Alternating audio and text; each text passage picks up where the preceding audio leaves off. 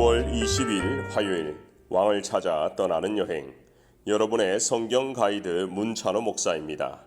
오늘 본문은 느헤미야 1장에서 4장입니다.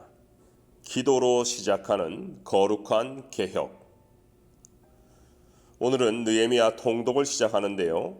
느헤미야 강해는 이미 재작년 토네이도가 우리 리찰슨 지역을 통과했을 때에 체육관을 예배실로 하여 시리즈 설교를 많이 들으셨을 겁니다. 그래도 기억이 가물가물하시죠? 그래서 느헤미야 계관을 먼저 살펴보겠습니다.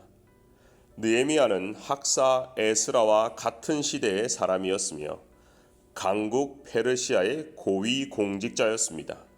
당시 그가 맡아 하는 일은 왕의 술관원이었지요. 음식이 어떠한지, 독은 있는지 이런 작은 일부터 왕과 함께하여 모든 중요한 것을 결정하고 보좌하는 최측근 비서실장이라 생각하면 좋을 것 같습니다. 왕의 관점에서 보면 여러 다양한 민족을 정벌하고 힘들게 통일 왕국을 이루었는데 그렇게 언제든지 반역과 음모와 쿠데타가 일어날 수 있는 상황에 최고로 신뢰하는 신하, 측근이 느헤미야였던 것이죠. 하지만 그의 출신은 유대인 디아스포라 백성이었습니다. 그런 느헤미야에게 예루살렘의 성벽이 무너지고 성문이 불탔다는 소식을 듣게 된 것은 가슴이 무너지는 일이었습니다. 성벽이 허물어졌다는 것은 그 안에 있는 성전도 백성들의 삶도 안전하지 못하다는 것을 의미했던 것이죠. 3절입니다. 예루살렘 형편을 물은즉 사로잡힘을 면하고 남아있는 자들이 그 지방 거기에서 큰 환난을 당하고 능욕을 받으며 예루살렘 성은 허물어지고 성문들은 불탔다 하는지라. 이에 느헤미야는 예루살렘의 재건 계획에 들어갑니다. 첫 번째 그가 한 것은 해결할 수 없는 문제를 앞두고 하나님 앞에 금식하며 기도한 것이죠. 4절입니다. 내가 이 말을 듣고 앉아 울고 수일 동안 슬퍼하며 하늘의 하나님 앞에서 금식하며 기도하여. 소식을 들을 때가 12월경인데 기스루월이죠. 4월 니산월까지 기도하며 하나님의 때를 기다린 것입니다. 그 모습을 본 아닥사스 왕이 느헤미야의 수심을 알아채고 돕게 됩니다. 왕 앞에서 자신의 감정을 자제하고 언제나 밝은 기색이어야 할 신하가 불편한 심기를 드러내었으니 문제가 될 수 있었죠. 그러나 우리 하나님은 이것을 합력하여 선으로 이루셨습니다. 2장 7절에서 8절입니다. 왕이 나를 보내기를 좋게 여기시기로. 왕이 나를 보내기를 좋게 여기시기로. 내가 기한을 정하고 내가 또 왕에게 이르되 왕이 말을 좋게 여기시거든 강서쪽 총독들에게 내리시는 조서를 내게 주사 그들이 나를 용납하여 유다로 들어가기까지 통과하게 하시고 또 왕의 살림감독 아삽에게 조서를 내리사 그가 성전에 속한 영문의 문과 성곽과 내가 들어갈 집을 위하여 들보로 쓸 제목을 내게 주게 하옵소서 하매 내 하나님의 선한 손이 나를 도우심으로 왕이 허락하고 내 하나님의 선한 손이 나를 도우심으로 왕이 허락하고. 느헤미야는 결국 왕의 허락을 받고 당당하게 예루살렘 총독으로 파견을 가게 됩니다. 하지만 느헤미야는 왜 예루살렘에 왔는지 아무에게도 말하지 않았죠. 당시 사마리아 총독은 호론 사람 산발랏이었고 암몬 지역은 도비아가 다스리고 있었습니다. 그렇게 이들은 예루살렘이 회복되고 강해지는 것을 원하지도 않았고 도리어 방해했던 것이죠. 이런 정치 공학을 미리 파악한 지혜로운 느헤미야는 비밀리에 예루살렘 성벽을 돌아보고 적당한 타이밍을 잡아 지도자들을 불러 모으고 성벽 재건 의사를 선언합니다. 12절입니다. 내 하나님께서 예루살렘을 위해 무엇을 할 것인지 내 마음에 주신 것을 내가 아무에게도 말하지 아니하고 밤에 일어나 몇몇 사람과 함께 나갈새 방백들은 내가 어디에 갔었으며 무엇을 하였는지 알지 못하였고 후에 그들에게 이르기를 우리가 당한 공경은 너희도 보고 있는 바라. 예루살렘이 황폐하고 성문이 불탔으니 자 예루살렘 성을 건축하여 다시 수치를 당하지 말자 하고 3장은 이렇게 예루살렘과 방백을 중심으로 다시 수치를 당하지 않도록 백성들과 함께 사회적 합의를 이끌어내고 성벽 재건에 관여할 핵심 인물, 리더를 선정합니다. 리더들을 선정하고 솔선수범을 보이게 한 것인데요. 성벽과 10개의 성문과 5개의 망대를 중심으로 방향은 북쪽에서 시작해서 서쪽, 남쪽, 동쪽으로 진행되었습니다.